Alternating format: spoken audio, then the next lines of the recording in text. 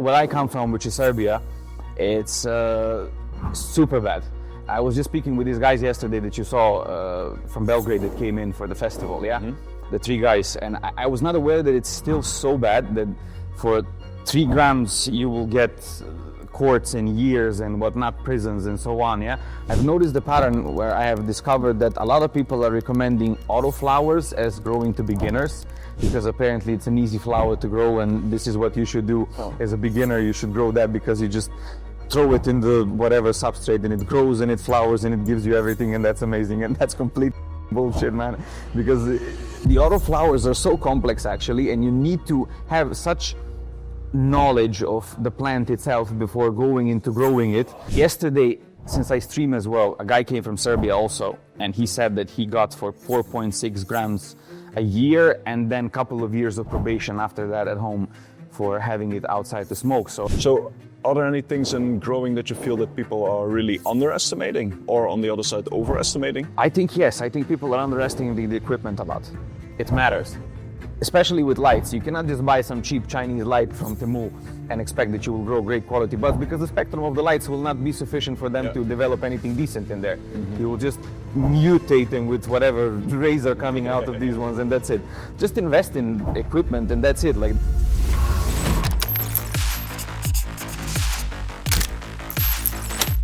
hey, what's up everybody? Welcome to a new episode of Legendary Podcast. I'm Joey, I'm with Plagron. And I'm here interviewing today. Well, we're having a podcast today with Dr. Nemanja Stopa, nutritionista. yeah. Dude, thanks for being here. Thanks for having me, man. Of course. Pleasure to be here. Yeah, we had a little fun yesterday already at the Stash House Stash. It's actually Cannabis time, and we're here hosted by Grow City in Prague. Michael, very many thanks for hosting us here in this big shout out. Really awesome shop. Also, I have to say, I've never been in a grow shop like this. This dude is like a complete showcase for every brand. It's really beautiful. And we're sitting here in the playground corner. And well, let's jump back to the podcast then. It's like a little. How would I say it? Like a little event before the event. You know, if you're walking around here, you will get it the same as you will the festival, just kind of miniature version. All the mini expo, all the stuff that you can possibly think about, you can find in here, man. It's crazy. Agree. Yeah. But dude, tell the people a little bit about yourself. Who are you? How did you end up here as a content creator? Yeah, content creator. Well, you know, first of all, thanks for having me, man. Pleasure to be here.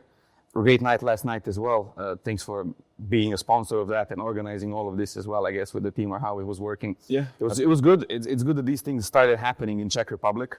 For sure. And shout out to the Stash House. Big shout out, yeah. Could have been a bit better organized, but next time food, yeah. And you know how it is, like there's stoner people, everyone was hungry, everyone was just saying, is there any food, is there any food, is there any food? People are always hungry. There was some fudge luckily to eat. Yeah, oh my God, I ate so much fudge last night. I'm turning into fudge. It was a really good thing, and hopefully it's going to happen more and more now that the legalization is happening as well. Starting off next year, we're all really excited to it. We're all really excited for that. Yeah, it should be like if Germany is any example for that, it should be big also here, right? And they've been pushing against it for years already, right? Exactly. Yeah. Every year was for the last couple of years. Next year is going to be legal. Next year is going to be legal, but luckily this year, actually, I can say that next year is going to be legal. And finally, we're not going to have to worry about growing a couple of plants inside for ourselves to smoke. Yep. And if we are posting it and all of this, living in paranoia of thinking if somebody is going to knock on your door just because you're growing a couple of plants for you. That is not a fun way to live, no? Yeah, definitely not. Compared to the German framework, I guess it's still not perfect, but from what I saw already, you can have 100 grams at home, which seems a lot more realistic than 50 grams. A lot more realistic. So that is, and I think they were saying 200 as well at some point, but not sure if they're working towards that. Yeah. You know, you can also always easily go upright, but going down is more difficult, so it makes sense. It started off in a good way. So to say, you know? Yeah. I've seen much, as you said, Germany, for example, or different countries with much harsher laws. It's still legal, but it's not.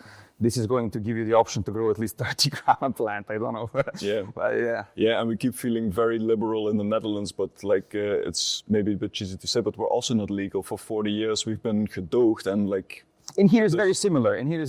Like I know a lot of people who are growing for a very long time, and usually you will not have problems unless you're really doing insane things. Like if you're doing this, if you're having 5 tents like in here and you're recording it and you have 100 plants, then obviously someone is going to knock on your door eventually. Yeah, that makes sense, yeah. But if you're going for yourself, and I know a lot of people who do for a long time, even if you're taking pictures on Instagram and this, you're not going to have many problems because they have the priorities straight, I suppose. They're looking for the real criminals rather than people just... There's a lot of problems with that as well, so I don't think they have time to just chase people who are doing really... That makes sense, man. That's also a thing that happened in the Netherlands at some point, that there was really a movement within the police that they said, like, what we're doing just doesn't make sense anymore. And I don't know the facts about it, but I know that they became a little bit more chilled with it, yeah.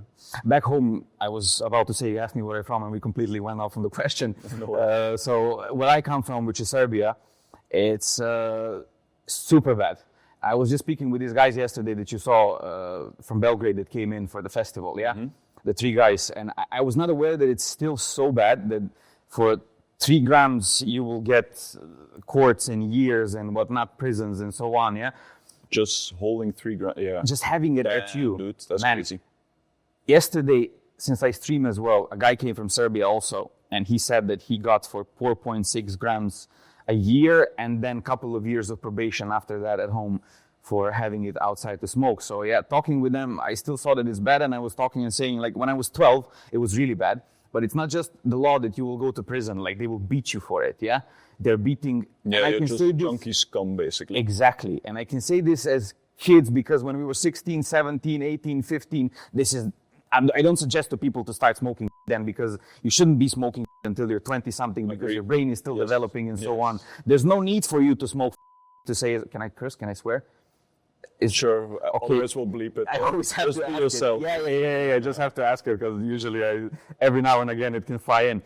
But when you are at that age and then you have to hide with 0.5 grams or 0.6 grams or 1 gram of just not to get your ribs kicked in and, not to get on top of that brought to the station and get beaten up by 3 of them or whatever it is. That is crazy. Because you're smoking a gram of weed, which is still happening today, by the way. It is because there's a big stigma around use because you're just a drug user, I suppose, right? But there has been never more people smoking in Balkans, which is insane. Everywhere, man. And government is basically doing it, so they're importing everything and allowing everything to be in there, growing whatever big plants they have in there and doing all of that to sell. And then what they do is they sell out on the street to people to sell it for more money, So all of these crime groups are organized by the government. And it's not just with all the drugs, but we're talking about specifically here, So they would give it out to people to sell on the streets. Then these people would give it to people who are actually selling it. Then the government will catch these people selling it, The that they take, they just resell. And these people who are caught just pay money for all the fines, whatever, but they're back on the street again selling eventually, So it's a very big business they're just making money from everywhere, from all the sides. And I'm not really sure why it is like this, but for a kilo of you will get 5 years of prison, and for a kilo of cocaine you will get 6 years of prison. Something like this. That's crazy. Or 3, 4, Well, they have to keep the prison system going as well, I guess. So I never thought that I will ever grow weed in my life. And then when I went to Europe very early. I was 18. I just went off and I was living in Ireland for a long time. And then a bit of Croatia, then a bit of here, then in between, then just here. And eventually I'm living just in here, consequently, for the last 4 years, I can say now, I think. Before that, it was a bit on and off. And I discovered that I can grow, man, And I discovered that I can grow by already growing legally, not knowing for quite a long time that I can actually do it. And it was great. As in, what do you mean by you can actually do it? You're talking about the skill now, or you're talking about just legally? Just legally, Like, it's not really legal, but it's legal, as I was saying to you, for quite a long time that I'm aware. They will not really... And people, when they see you on the street, it's quite different, because if you were to smoke out in Serbia, there's still this older generations who see this as, like you said, dirty scum. What are you doing? Like, drugs, they see it as drugs, because we still have this stigma that this is the first ladder to heroin, is how they say it in Serbia, You start off with weed, gateway drug, You start off with and then the next thing you know is you're shooting yourself in the alley sleeping, that type thing. Which is, I've never known that, okay, it could have happened, but it's not because of it's because of that person's pact. No, because anyways, he was getting there. It was not what was working for him, and he wanted to do drugs, and then eventually he got where he got. But it's really bad, and I'm really happy that I live in the country now where it's going to be legal very soon, and then we will not have to. But I've never had any problems. I had problems, but I never had any issues. You feel a little bit safer immediately, right? And that is indeed a good progression, I guess. Yeah. 100%. 100%. So, where did your journey start with growing? Was that also when you went to the Czech Republic, or? Let's say yes. Let's say I started growing 1 year ago when I started posting, a year and a half. Okay. This was my first stand. People can go and see my first stand that looks like fair enough, top shelf Kali type thing. So, if you want to talk about it more. No, but I got the first stand from a guy who owed me like 60 euros. Mm-hmm. And he was that type of guy who didn't have 60 euros. So he said to me, would you like a tent? I was like, what do you mean a tent? A tent for growing. I guess I'm going to grow. I was like, man, okay, what do you have? He had tent. He had light. One of the first things, the first nutrient that I ever got was Plagron, because he bought a small Plagron set and he had this 4-in-1 and 4 sensations. Yeah. Green sensation. Green sensation, 4-in-1. And so a long evening, wasn't it? It was a very long evening, and we just had a very long joint as well. You mean incense? Incense, stick. Yes. And I started growing, man. First light, HPS light. He had a couple of fans, nutrients, everything for 60 euros I got. It's like insane. And I just... That's a good deal. That was it. I took some seeds from the buds that I was smoking that I had from somewhere, and I threw them in just to test it out. Yeah. They grew a little bit. It was shit the first round. Like, you're not ever supposed to grow. We all know that you're never supposed to grow seeds from bud. Yeah. But hey, this is where I started, and I never. That was it. The next thing you know, I was renting apartments. I was buying tents. I was setting them up. I was growing it as much as I could. And you got a taste for it. Yeah. It was amazing. And then I never stopped for many years now. So, are there any mistakes that you made early in your grow game? Of course. That you maybe can share with the people that... I was watching a lot of YouTube. Was the biggest mistake that I could have ever made. Yeah, don't watch YouTube. Man, never watch a YouTube. I think it will take you much less time if you're not watching YouTube to learn how to grow than if you're watching all of these different people and different approaches and different ways of growing in different environments, with different genetics. That is with very fair. So many different things that you can do, and then you're like, what the f am I actually supposed to do? This guy is giving pH 6, this guy is giving pH 6.5. They're both growing in whatever they're growing. He says 12 liters is the best, but this one is saying 30 is the best. Yeah. This one is saying HPS, this one is saying LAD, and they're both growing. They're both growing really good. Yeah. And you're doing something in between and nothing is working out for you. And you're like, listen, I'm just going to try something for myself. So what is the best tip that you could give to somebody that is starting out, you would say then? I would say just buy good equipment, man. Like what I always say to people, because I do a bit of consultations as well back home, is it comes down to 50-50. 50% is equipment and the environment that you give your plants, and 50% is genetics. It doesn't go one without another, because if you get the best equipment that you can and you get shit genetics, you're not going to do much because they're shit. They can grow. And you can get give them anything. Harvest if you get Hermes or some. Done. Done like this. And then it doesn't really matter if you get the best genetics, but you don't have at least decent environment for those plants to thrive in. Because if you have really good genetics and you have some LED lamp that you stole outside from the street or whatever you're trying to cut on, you don't have dehumidifier, you don't have the humidifier, you don't have all of these things that will help you create environment that your plants will thrive in. Basically, you cannot grow with 200 euros, You need a bit of money to start growing at least decent. Yeah, it makes sense to indeed invest in good stuff. That I fully agree with, because more nutrients isn't always going to be the answer. Like, it's never the answer. You want everything to be in balance, and then you can achieve the right buds, but you'll always be limited by the thing in there's always a limiting factor, and that is never fixable by adding more of the other stuff, basically. Yeah. And don't listen to bro scientists, man. There's a lot of bro science. Just stick to, people are trying to make growing, I believe, nowadays extremely hard. Unreachable to new people in a way that they're throwing out too much information in there, like microclimates, VPD, so many things in your 4x4 tent that actually that is it. I don't swear about it. Yeah. This is my favorite tip. Generally, always keep it simple. Exactly. Like that's always also what the really great growers say. Keep it simple. Like don't try to add a million different types of bottle and mix this with that. Or just stick to basics and stuff that need to be done. Keep your environment good. pH, EC, measure, have at least some metrics. You don't really need to check every single second day your PPFD, your VPD, that's something that people stare themselves blind on as well. Yeah, there's too many numbers, too many metrics. As a home grower, you can never really perfect it as people can do it on a licensed producer scale, I think, at least realistically. Never. So then, you have to be a little bit realistic with what you can achieve. Yeah. Basics and keep it simple. Good nutrients, I believe, good food.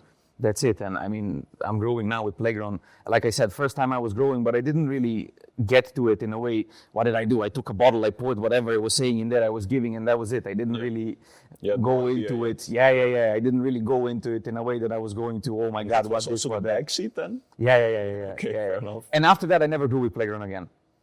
I just didn't get to it. I got something else, got a recommendation slowly. I was growing with something else for a very long time. Then I had my own mix of different brand nutrients. I would pick this from this, this from this, this from this. And then I would bubble. I was cooking teas for a very long time. You were making your own freaky mix as well, I was. But how did you form that mix? Was it a recipe that you got from somebody else, or was it like something that you concocted yourself? It just made the most sense to me at the time. And then as I was going with every grow, I was perfecting it. Maybe I could add this, maybe I could add this. Then I was actually researching and, reading out stuff that could be beneficial for your plant. That's where Dr. Nemanja was. Yeah, doctor without a high school. That's where I came in.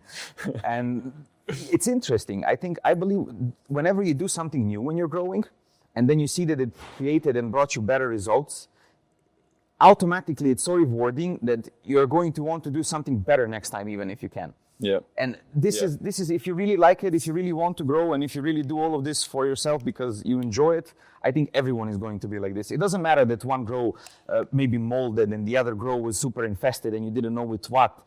And it doesn't matter that maybe you got your nutrients locked out, so your plants died because you didn't know when they were, these are all mistakes that can happen to people. And I believe you need 10, 15 grows, and then, wham, all of a sudden, all of these things and everything is done and everything is, you're just going by it. It's muscle memory. And then you're just focusing on other things and improving better. I think it has to be in you a little bit as well, man, because I've had buddies that started growing and that did like 10 plus grows, but never really had a lot of luck, but also never really tried to dive in what they did wrong. And even when getting advice from people, not really taking it and just keep doing their own thing, but then also keep not getting the results that they want. Yeah. And I've seen a lot of people who give up after one grow. Yeah. A lot of people I've seen, at least me in here. I don't know. They buy everything or they don't really buy too much and they try to grow something and then it doesn't work out. That's where the equipment is then really a limiting factor immediately. Yeah.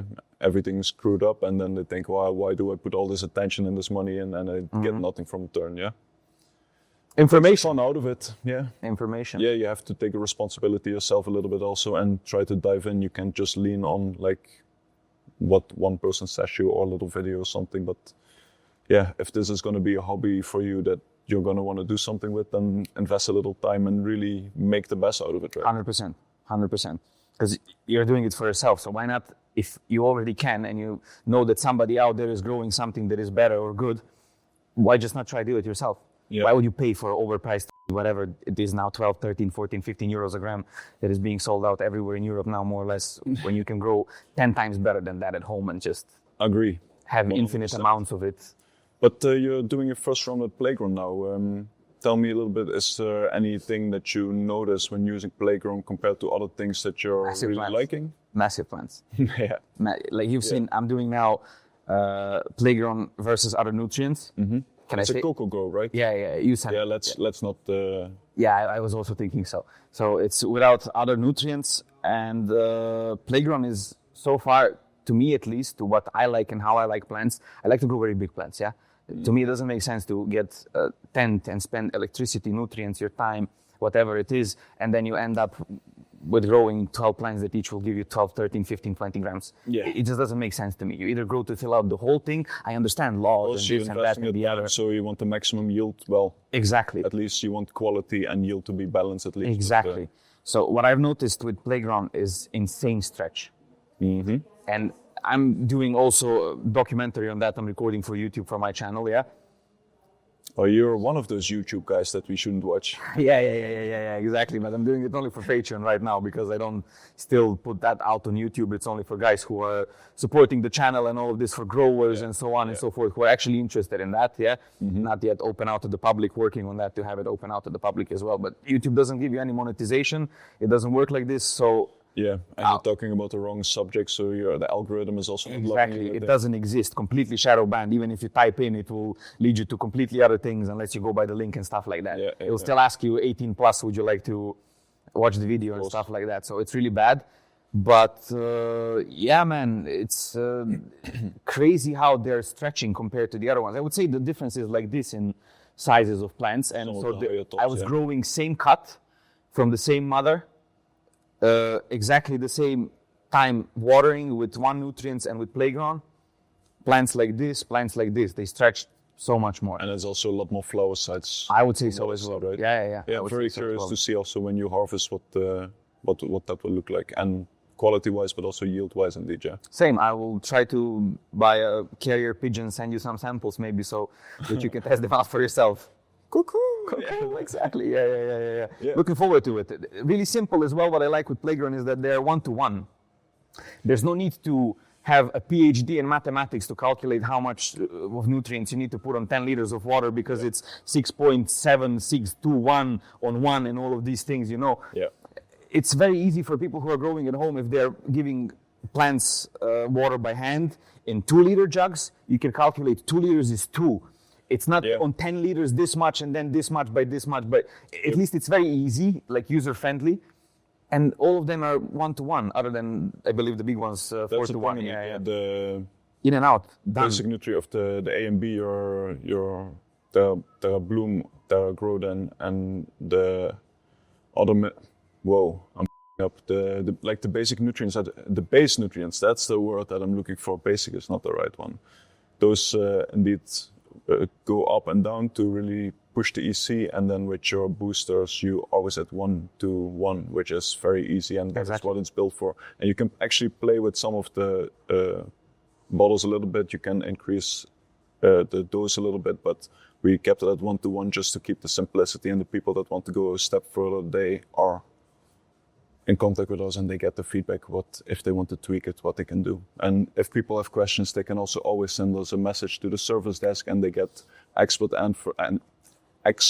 advice from either Alina, who is our plant... I'm not Alina. Our plant specialist, or one of the other people in R&Ds that are just very well educated and really know what they're talking about.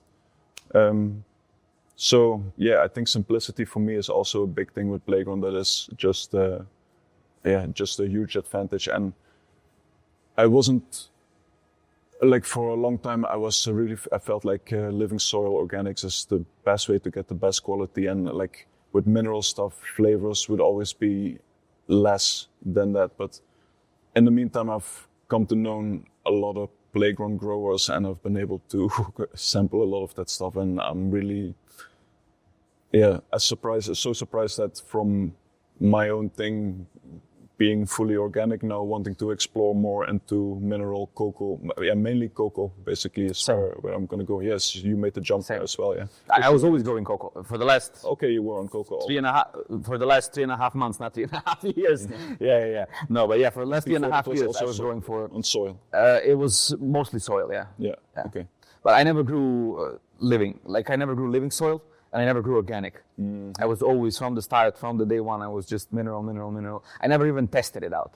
I've tested out hydro, I've tested out a couple of different things, but I've never tested out organic for some reason. Yeah, fair enough. Never got to it. Never been interested in putting the banana peels and eggshells into it. Like, I know that there's different ways as well. Yeah, for sure. There's a lot of ways, man. Yeah. But I've never got the simplicity of it.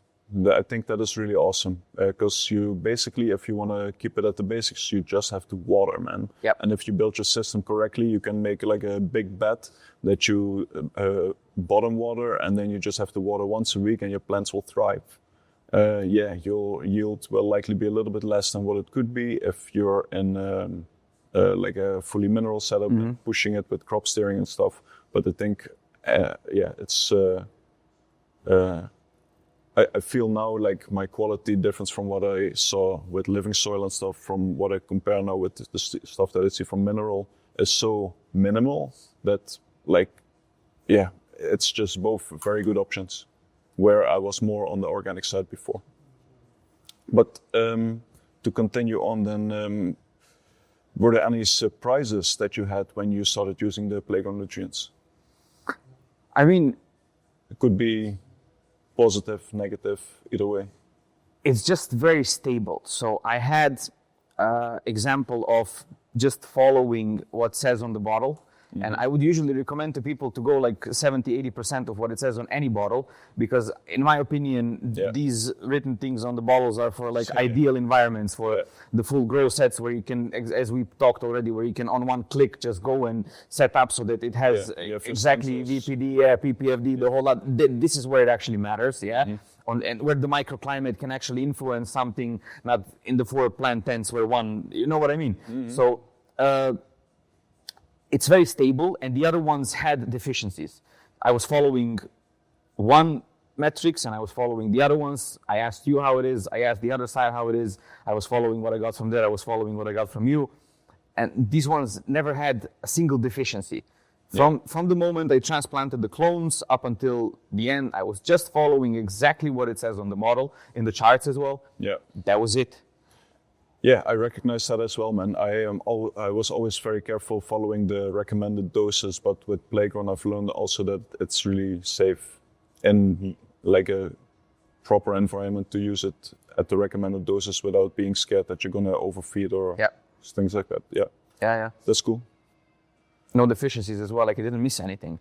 It was just exactly, it was always perfect. From day one they were praying. So from the day one when the clones were transplanted and given food, they were praying, and they're praying now is 40th day of flower, 3.5 weeks of veg. They didn't stop praying for 8, like one day was not happening. I have photos that they were not extremely close looking for the sun. So really good. Nice. Any idea what it was for that date? Why they were hanging a little bit more than, or just? They were missing some nutrients. They had some deficiencies, so I had to increase a bit of all-in-one. I had to increase their main base booster. I had to increase their, a couple of things, and then they just started getting back to track. Like higher AC is definitely a thing, man, and you see that with the Plagron nutrients. They push AC like pretty hard, but exactly you can stack as well nicely. Yeah, that's the thing. So, are there any things in growing that you feel that people are really underestimating, or on the other side, overestimating? I think yes. I think people are underestimating the equipment a lot. It matters. Yeah, we had that thing already, I think, right? Yeah. Did I ask that exact question? No. It was something different. You asked me what do I recommend to people to do, but as we were speaking, like it really matters, especially with lights. You cannot just buy some cheap Chinese light from Temu and expect that you will grow great quality buds, because the spectrum of the lights will not be sufficient for them to develop anything decent in there. You will just mutate them with whatever rays are coming out of these ones, and that's it. Just invest in equipment, and that's it. Like that's being very underestimated. I think that overestimated, definitely genetics today. In what sense? There's a lot of. Because you also said that 50% was genetics and 50% is environment. 100%. So in what sense do you mean? You mean the hype stuff? Yeah, exactly. I mean, there's a lot of good places as well, but there's a lot of big brands that are very overrated, in my opinion, that you don't really get the quality that you would expect from somebody who is running facilities and genetics houses for tens of years, whereas you have so many new breeders and smaller houses that produce such quality and such genetics, the frostiness of the buds, the terpenes, the whole lot, the sizes, the constructions of everything, and then you would go to your average, I don't want to name brands now, and you would buy and you would get midget plants with whatever it is that is. It's kind of the premiums that you pay on like certain brands don't seem to be in relationship with the real quality. 100%. I guess it's also like the seed market seems, I cannot say too much more about it, but it seems like a very profitable market to be into, 100%. Especially at the moment. And it seems like all breeders are just making use of it by just pumping out new strains every year. And I think I can't imagine that all these breeders are really standing behind this like, yeah, this is my new shit. I feel like they also just see like, hey, this is a time where I can make a lot of money. I'm just going to use it. And I'm not saying that the genetics that they're putting out is shit. Absolutely not. But like, it's just like jumping on every hype train, right? Hey, this is the new rounds. Let's cross it with everything. And 100%. Man, it's very tasty, but it's very good stuff. But like, do we need it? I don't know. At some point, We definitely don't need any more runs crossed. Definitely don't need any more runs crossed. At some point, something new or something old coming back would also be nice. And something crazy that I heard is that in America now, because there's such an over-focus on THC percentages, and like under 25%, you're really not playing in the game anymore. Crazy. That kind of means that classics are just disappearing from the cards, from the menus, because they're not 25%, or they're being crossed with something else, and it's also not anymore what it was. And I think that is crazy, because like, what does this THC percentage mean? It's not Absolutely about that, it's about the whole package. Exactly. Yeah. Exactly. I would rather smoke a bud that is 18% THC, but is very high, has a very high profile of terpenes, flavonoids. It has a bit of CBG, CBD. You know, it has the whole full spectrum, all the cannabinoids, and really tasty. That will give you the effect that you want. And smoke any, whatever, 35% shit that they're doing now, and spraying and enhancing and modifying. And, you know, I've seen 42% buds. Like, it doesn't exist. It's insane. You know, how? Yeah, I also am always very surprised to see that. And I saw it even on one of in Holland now in the coffee shops, we have like the experiment weed, and one of the... Experiment weed. Yeah, like it's... I hate this. There's the 10 licenses given out to facilities that now can legally grow. And then there's 12 municipalities where that is now being sold. And not all of them are delivering already, but some are. And on one of the packages, I saw that there was like a 39% THC measure. And like, with all the respect for the product, that makes me doubt very much like who measured this. Like 39, like, yeah, well, that seems just kind of... And that's supposed to be the average. So you have to include that. Right. You have to have some, at least 45% buds, because certainly they have to have some 29 or whatever it is, 30, you know? Yeah. Lower than this. It's never happening. It just doesn't exist. I think, it seems like almost would be physically impossible, or nearly physically impossible, right? Or you have like a very unique strain, which, but not the average of whatever Joe has the facility of 7 strains, and then they have... One of your first runs in this new facility would be amazing if you immediately pump out a 39%, right? I mean, maybe I'm just being too skeptical, but anyway. Talking about grow myths, because these seem like they might be kind of myths. I think so, yeah. Are there any grow myths that you would like to bust that you see people perpetuate, but not that you don't really believe in yourself? Yeah, man. I've seen a lot of these new people, at least who write to me, because as I said, I was doing consultations, So people reach out to me, and then they have a lot of different questions. And I've noticed the pattern where I have discovered that a lot of people are recommending Autoflowers as growing to beginners, because apparently it's an easy flower to grow, and this is what you should do as a beginner. You should grow that because you just throw it in the whatever substrate and it grows and it flowers and it gives you everything, and that's amazing. And that's complete bullshit, man, because the Autoflowers are so complex actually, and you need to have such knowledge of the plant itself before going into growing it, because it's kind of flowering and growing at the same time. It has its own cycle, and you cannot anything up.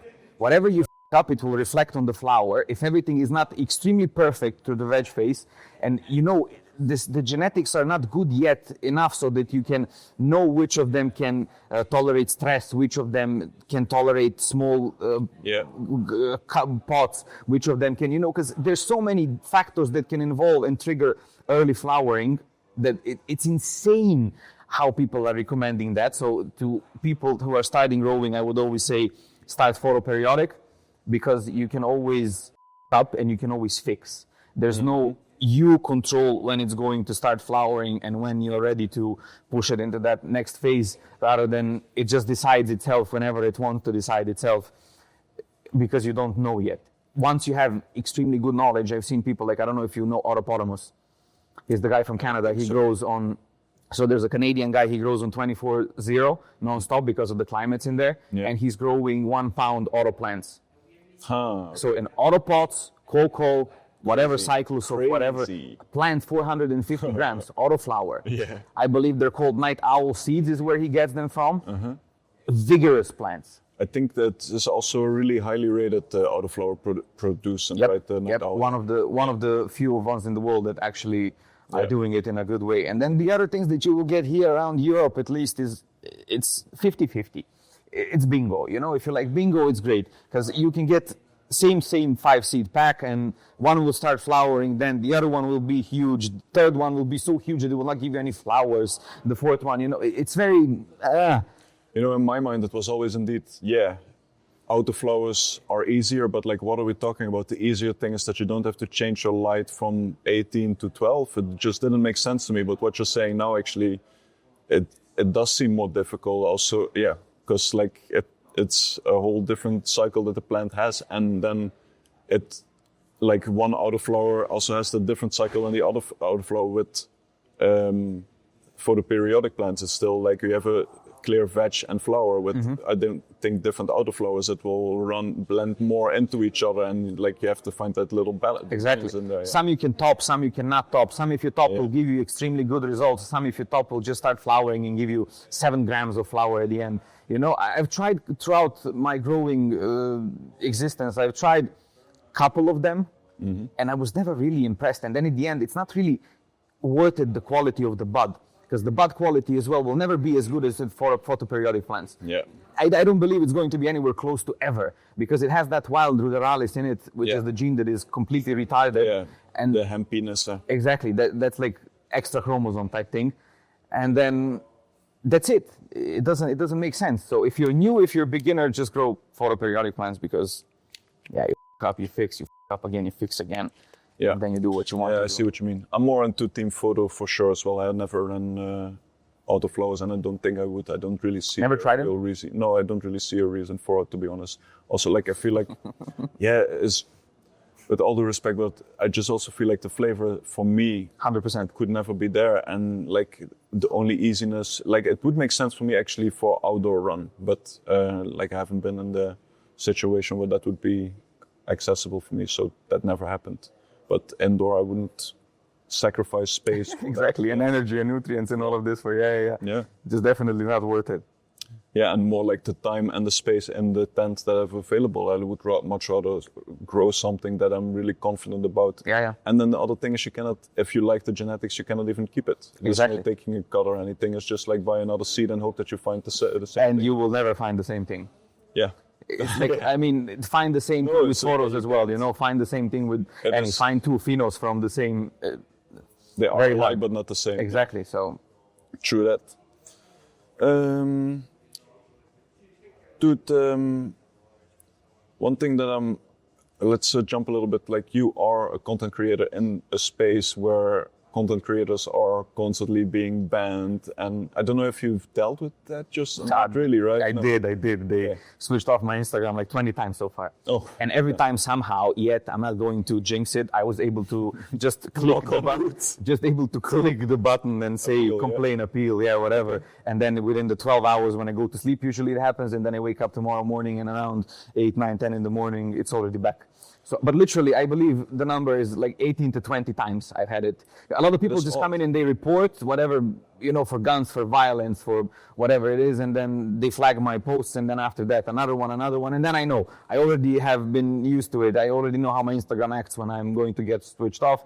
Then I just post a story and say to people, okay, let's go to the reserve one. If anybody needs anything, I'm there. That's it, done. I'm going to be switched off. And so far, I was always able to get it back. Interesting. I suppose the experience learns, Yeah, it's very shit that you're shadow banned, that you cannot reach wider audience, because there's a lot of people I know, people that I have been growing up with, and my stepfather's generation, and now my younger brother's generation, and all the generations that I know in Serbia, wherever I've been to, wherever I've been to, whoever I've spoken to, everybody's smoking. Everyone is smoking. Everyone in Serbia, in Croatia, in Montenegro, in Bosnia, in all of these countries where it was very illegal. Montenegro also really still if you get caught, right? Yeah, but Montenegro is a layer of cocaine. So cocaine is super good. That's easy for you. If you're caught with that, that's amazing. They recommend it. The police will give you a little bit if you know. But if you're getting with weed, you junkie, you know. Situation, beating up and all of this, going to prison. A friend of mine, not a friend of mine really, but an acquaintance of mine that I know. Yeah, my brother's friend. In Montenegro had a situation where 50 SWAT police teams came from. So he lives in a place close to Budva, which is like 45 or 50 kilometers away from Podgorica, the capital. They sent 2 vans or 3 vans, something like this, from the capital over there to him because apparently he's a big drug dealer, And they went to his mom and dad's house and his house, 50 of them, to find 1 gram of weed somewhere that he forgot about. I mean, the guy just smokes. There's nothing to it, you know. There's nothing. People are just saying that he's. Imagine the amount of workforce and imagine how much it costs to send someone. I wonder what those police guys thought themselves when they were there. If they thought like, "Oh, we got this scumbag, and where is he hiding the rest?" Or what are we doing here? They found some big bags that something inside at some time, whatever. But it's not for you to smoke. It's even if you sell a couple of grams to someone in general. I mean, in life, who cares, man? Yeah, I cannot condone that. No, of course not. But people legal. will smoke. That people will definitely smoke. happen. People will and sell. If we compare it with a lot of different things that people could be doing, then maybe it's not that bad. Yeah. 100%. So many worse things that you can go out and buy in the shop or whatever, like, you know, cigarettes, alcohol. And it's also everybody's own responsibility to grow and smoke responsibly, right? Absolutely. I don't recommend it to everyone, not even to everyone above 25, as we were saying before, because it can just not be for you. You can have whatever age, whatever experience, whatever life, whatever. It may just not be for you. You may not need it. Definitely, man. That's it. Yeah. There's no point in you just sitting at home and getting high all day and not being able to lift your hand or being depressed or anxious or whatever, you know, watch movies, do what. It's not life. It doesn't matter. If you're successful, if you can smoke and have a life that you're out there doing things, whatever those things may be, whatever job, whatever, you know, whatever you're excelling in, whatever you're doing, and it's helping you have better life, absolutely, you should smoke it. Why not, right? But if it's downgrading you from that, if it's making those things hard, you should definitely not smoke. I mean, you should not smoke cigarettes. You should not drink alcohol. You should just sort your life and then smoke, no? I think that's very fair. Maybe, I think there's going to be a market soon in the Czech Republic for this type of, like, informational sharing with the people. Maybe that would be something for you also. I think it's going to be that kind of market, yeah. Have you thought about that? Like what you're going to do when it does legalize? I did not really, because I'm not focused on any other audience than audience in my language, you know? And by being... but I mean, in the Czech Republic, a lot is going to change, right? Or is... A lot is going to change. A lot. But doesn't that... I suppose that would give a lot of opportunities in the market now as well. So, and you would already having the profile, like... It probably would, but I don't think that I would be interesting to anyone who has any Czech business or anything like this for collaborations, because I don't speak English, first of all, so it's not accessible to the audience that they're targeting. And then second of all is I don't do content in Czech. I speak it, I understand it, but I will never do it. Yeah. I don't care about doing it. You know, not in a way that in a bad, but I just want to do it in my language, because first of all, nobody has ever done it in my language. Nobody has ever tried to destigmatize it and show people that when you smoke, you can still have normal life. I'm not the most achieved or the most successful person in the world, but you know, I have a job, I have a happy relationship, I'm happy in my life, I'm doing things, this because I like to do it, progressing slowly, getting away on the couch. Well, exactly. And I'm smoking, I'm growing, I'm smoking sometimes excessive amounts of weed, you know, but you can still do it. And I want to show it to people by example, that at least back home ones that understand the language that I'm speaking, that I'm doing the content in, that it's not that, as we were saying, first ladder to heroin and shit, you know? That it's actually a completely normal thing, and that it can actually help you for some things, because it helps me for my ADHD, it helps me for, you know, to calm down, to think clearer, to be better. Exactly. To be able to function. As Seth Rogen once said, it's like a jacket. You know, I can choose to go outside where it's cold and not put the jacket on. I'll be still okay. I will not die. That's a really good metaphor. I will still not die, but I choose to put that jacket on because I will be warm. And this is for me as well. You know, like I choose to smoke it because it's warm. Not romanticizing it too much, but exactly. Like, it helps me. It's just better for me, and that's it. Simple as that. Yeah, that's what I have myself also. Like this makes a lot of sense to me, and I recognize myself in that. But like, you know, I wouldn't want to claim medical use because I don't really feel that's fair. But at the same time, it does something for me. Yeah. And I'm able to function at a pretty high level, I would say. Yeah, you can smoke like a choo-choo train, man. Yeah, no, I mean just more in the sense that like helping, like adding something to my life, helping me to 100%. perform at a certain level without burning myself out or stressing myself out too much. You know, it keeps the mind a bit more level and a bit more balanced. Sleep better, eat better, does many good things, at least in my opinion. It may not for everyone. More hair on my chest, be more handsome. Yeah, there's all of the good stuff, basically. Yeah. Yeah. Okay. Anyway, let's get back to some more serious shit then. Do you know, like, you're focused more on the like your country, and not so much on the Czech Republic, but do you have any feeling for what the Czech grower community looks like now? Man, a lot of talented Czech growers. I know a lot of them because I also grow decent, people would say, you know. But yeah, a lot of talented Czech growers, man, and they've been growing for a long time. A lot of underground brands that exist that are really good. I can give out to them already because they already exist, you know, like, I don't know, Shiny Nug's really good, Nature's Finest really good. Like a lot of really good people that I will probably forget to mention now that are making even extracts and hashes. And, you know, it's really, really high quality and really high standard of growing, like you would see in the most advanced grow facilities, that type of quality bud. Like, nice. They all know what they're doing. They're all on top of their game. And I believe now when it becomes legal and when it goes towards that it's going to be legal for sale and legal for medical and legal for coffee shops and all of this, I believe they're all going to pop up, bam, really quickly, you know. And a lot of people in the industry who are reselling as well, who have a lot of good products from all over the world, like imports, Kali brands, everything and anything that you can imagine. Like, Czech people know how to smoke, and Czech people know what a good bud is. And Czech people are not just smoking like a lot of countries around any average outdoors or anything, because there's a lot of imports from everywhere because it's in the union, so you'll get whatever you want to get your hands on. Yep. And then there's a lot of growers who are growing crazy genetics. Some of them even have their own cuts that are 20 years old and stuff like that. Hempy also has Hempy Heart. Hempy Heart also has his own 20-year-old cut blueberry that is running in his family since 1996. That's crazy. Yeah, like a blueberry. What kind of blueberry? Just blueberry. Okay. Like it's not a DJ. It's his own. No, lying. Blueberry muffin. Blueberry muffin, I think. Yeah. That cannot be. Blueberry muffin is pretty new still, I think. Not as old for it. It's not 1996 as Humboldt. And that is like the last 10, 15 years max. No, man, but blueberry. There's a lot of blueberry on the market. Yeah, some blueberry it is, but 20 years running in his family genetics. That's crazy, yeah. And a lot of people in here, Czech, have this as well, so it's... dedication. Yeah, it's really good. It's really, really good. I believe that it's going to be really successful once it gets to... And they know they don't want to smoke sprayed stuff, they don't want to smoke enhanced stuff, flavored stuff, all of these things everyone is sticking to. At least the people that... you know, I know that exist, and I know personally, and I know some of them we're going to meet now as well at the festival. I will introduce you as well to these. They are really good. You will try some buds as well today, probably. I wouldn't mind. Yeah, we'll do all of that, but yeah, really good quality stuff, man. And you'll see tomorrow today. Are we going today for Calix? Yes, sir. Oh my God. Yeah, Jesus, it's going to be I thought it was tomorrow. It's going to be a long day, man. Yep.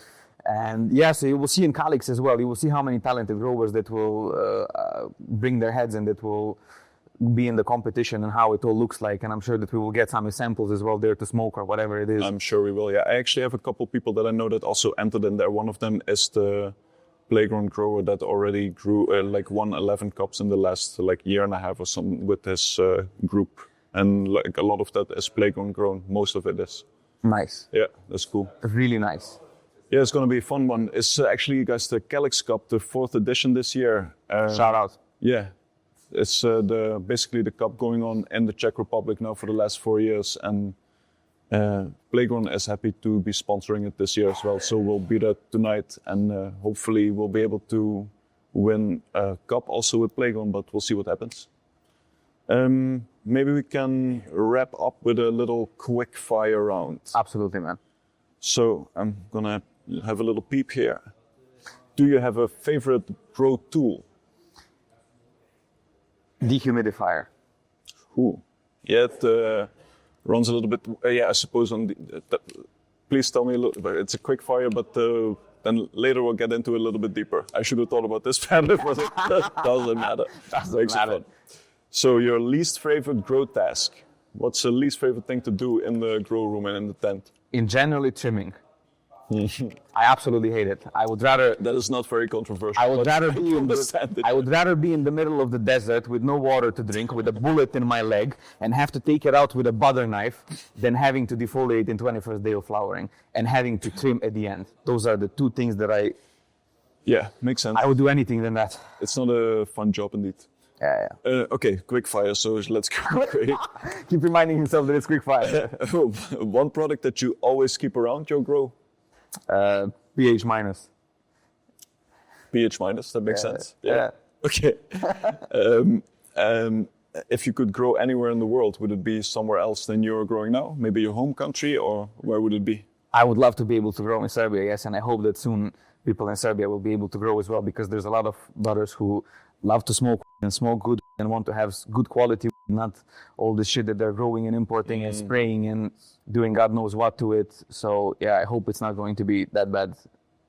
So that is the situation now, but I am curious, is there any talk at all about Never. No? It's Never. just like we're conservative, we don't drugs. It's not conservative. The thing is, the government is so corrupted to the levels that I would say they're making too much money off of it. Insane amounts of money. You mentioned that earlier and I forgot to ask that, but like I want to believe it, but is there like, what are the indications? What is the kind of proof that this is actually happening, that the government is allowing this all and taking a for the last year, millions of people are protesting on the street because they're so corrupted to the level that the hundreds of them, all of them who have anything to do with politics, they all have hundreds of millions into foreign accounts. Yeah, they're all living crazy lives. They have all so.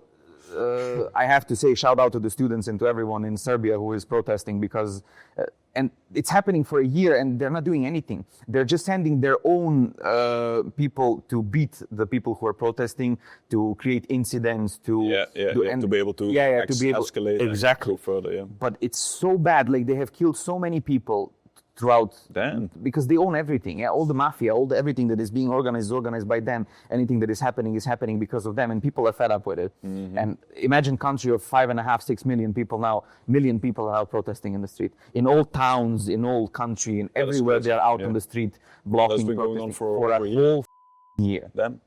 Okay. Yeah. Well, something has to change at some point, right? Or has to happen at least. It needs to happen at least like in Romania. They took Ceausescu on the street, and that was it. They need to do exactly the same with this guy, and there are 100 of them over there. You said that made me change, man. Yeah. Let's hope he doesn't watch the Plagron Legendary Talks podcast. We brushed over a little bit fast, but the favorite grow tool, why was it the dehumidifier for you?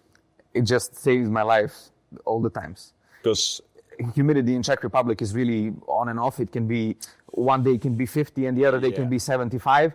And that cycles can happen anytime. Pretty much it can rain at any 4 seasons. It can start raining heavily for a couple of days. Consistency in there. Yeah. And then you always have it. Especially when it's cold as well. It increases a little bit of temperature inside. Happy days, man. Oh yeah, fair enough. Extra heating. Yeah, especially when you're growing with LEDs, then a little extra heating is always kind of needed, right? Something that I think, by the way, is very underestimated, that people need to increase their heat when they're growing on their LEDs, because like when you're running 24 degrees, the leaf temperature is going to be 2-3 degrees lower, and it's just not, the plant is not going to be growing at the rate that it could be growing, I feel. What is your ideal temperature spot? I'm not going to claim to be any expert here, but I would say I would push at least in veg. I'm not claiming that I'm any expert, by the way, as well. Fair enough. But in veg, I would be at 27 to 30 degrees, preferably. And then in flower, that could go down a bit. But I don't think that I would leave it. I wouldn't want it under 25 degrees. With LEDs, personally, doesn't seem to make a lot of sense for me. But yeah, it's all... I'm also questioning this now, but in theory, calcium is hard. Like, people see calcium problems when they're growing on LEDs, right?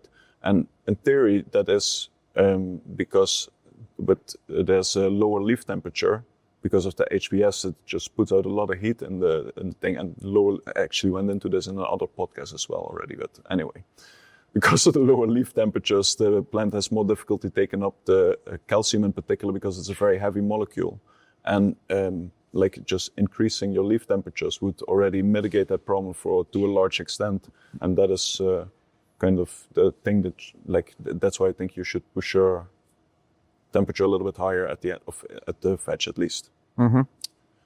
And your least favorite grow task was not very controversial, but I think everybody hates trimming, man. Everybody hates trimming, and I don't think I've never met anybody that likes defoliating either, because especially in small rooms, in big rooms it's just a lot of work, and in small rooms you're trying to maneuver around everywhere. It's not. And then you break a branch and your soul crushes, and you just want to sit down and cry. Yeah. Yeah, I know what you mean, man. So, Nemanja, as a closer, after trying Plagron now, what would you say is your main takeaway? You haven't harvested yet. I'm very curious to see that, but with what you've seen now. Super frosty buds, super frosty flowers, super frosty leaves, not just sugar leaves, the small ones that are in the proper amount of snow, the fan leaves, dense, already like day 40 of flowering so far, but really dense buds. I would say it's going to be proper ones, that one of those that is rock hard and big and so on. And I think that smell is insane as well. It brings out the terpenes, and it's crazy. It depends on genetics for sure, but... I was going to ask you, what is the genetics that you're running now? Because I don't think we talked about that. Bananaconda 4. That sounds amazing, but who made it? Not sure. I got it from Wunderbaum from Vienna. Okay, yeah. Also a Serbian guy. There are people from Belgrade, from what I know. Mm-hmm. And they have their clone facility. Mm-hmm. They're only cutting clones. They're doing their own selections and getting the best phenols out there. Mm-hmm. Really good genetics. He reached out to me, or I reached out to him. Maybe I reached out to him. Maybe he did to me. I don't know. And we were talking for a while, and then I was in the situation that I was expecting clones from some guy from Czech Republic who promised it to me, and I was waiting for a month. And then after a month, he just started I've been there, ghosting me, and that was it. And I was like, me, man, why you didn't say that? I'm waiting. The tent is there. Everything is there. Yeah. And then I reached out to him, and within 3 days, I had clones at my home address from the moment I reached out to him to the moment he sent it. And awesome. Insane genetics. I know it's some big house. I will lie to you, but let's just out of curiosity, I will tell you what it is, because the moment you type it in on Google, it will show you exactly what it is. Bananaconda, for also supposedly insane amounts of THC. It goes up to 38.6 THC. Honey Sticks Genetics. I cannot say that. No, is it an American? Yeah. Okay, yeah, fair enough. Well known. Also, cool. Good genetics. Not that much of an expert on the most American breeders. But anyway, dude, if people want to follow you, where can they find you? I mostly do I do Instagram and YouTube, Mm-hmm. Only started off. Right? Patreon is only for people in my language, or any people who want to, But the content is I do only in my language. That's the whole premise of me doing the content only in Serbian. Yeah. So that's for people who want to support, because the YouTube and Instagram is not monetized. So everything and anything that I do, I have kind of 3 months of videos in advance over there as well compared to YouTube.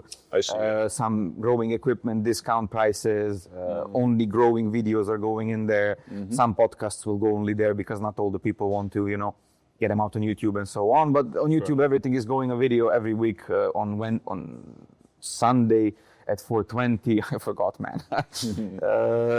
Instagram and YouTube, Nutricionista.